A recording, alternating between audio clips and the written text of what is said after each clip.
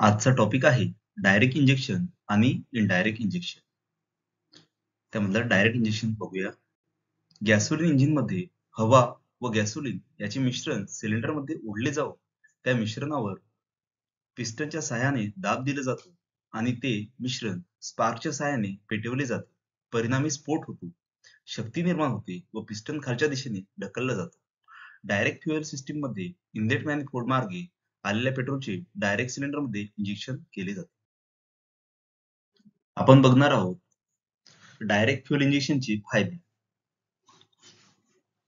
गॅसोलिन इंजिनमध्ये अल्ट्रा अचूक संगणक व्यवस्थापनासह एकत्रित डायरेक्ट इंजेक्शनमुळे इंधन मोजमापावर अचूक नियंत्रण करण्याची परवानगी देते.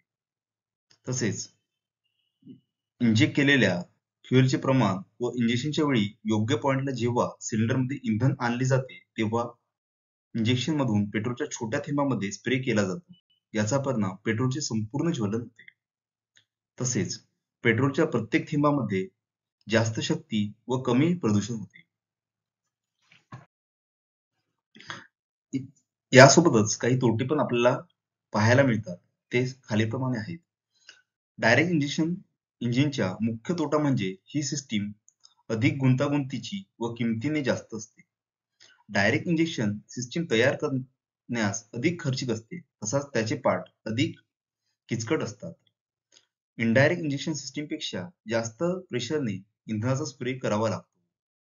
डायरेक्ट इंजेक्शनसाठी इंजेक्शन प्रेशर 5000 psi किंवा 345 बार इतके जास्त असते. इंजेक्टर हे सिलेंडरच्या आतील उष्णता व प्रेशर सहन करण्यास सक्षम असणे आवश्यक आहे.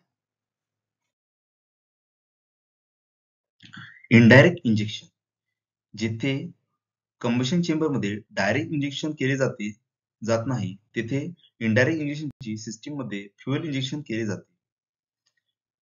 फॉक्सवॅगन व टोयोटा यासारख्या कंपनीने दोन्ही प्रकारच्या फ्युएल इंजेक्शनचे फायदे एकत्रित करून ड्युअल इंजेक्शन सिस्टीम विकसित केली आहे.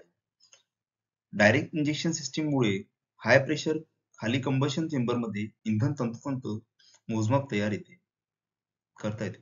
त्यामुळे जास्त शक्ती व कार्यक्षमता मिळते. ही सिस्टीम जास्त किमतीची व गुंतागुंतीची असल्याने जास्त किमतीच्या मॉडेलमध्ये वापरली जाते.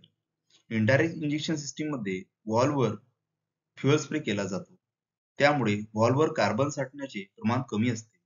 इनडायरेक्ट इंजेक्शन सिस्टीममध्ये हवा व फ्युएल याचे चांगले मिश्रण होते.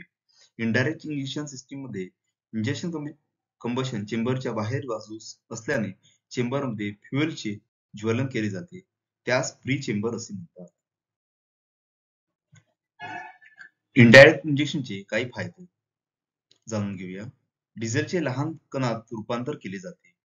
इंजेक्शन प्रेशर कमी असते.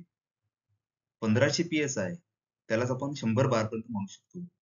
इनडायरेक्ट इंजेक्शन मध्ये चे डिझाईन करत असताना बरेच सोपे आहे. इनडायरेक्ट इंजेक्टर तयार करणे स्वस्त आहे. इंजेक्शन दिशा कमी महत्वाची आहे. फ्री चेंबर ज्वलन सुरू असल्याने इंजिन उच्च गतीला पोहोचू शकते.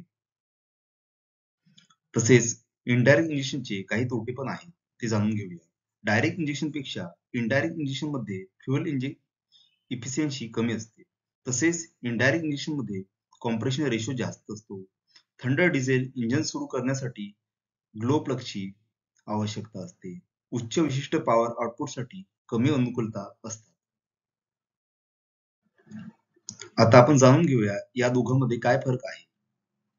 जसं साऊंड आणि व्हायब्रेशन डायरेक्ट इंजेक्शन मध्ये जास्त तर इनडायरेक्ट इंजेक्शन मध्ये कमी असते. तसेच इफिशियन्सी किंवा इकॉनॉमी म्हणता येईल अशाला डायरेक्ट इंजेक्शन मध्ये जास्त तर इनडायरेक्ट इंजेक्शन मध्ये कमी असते.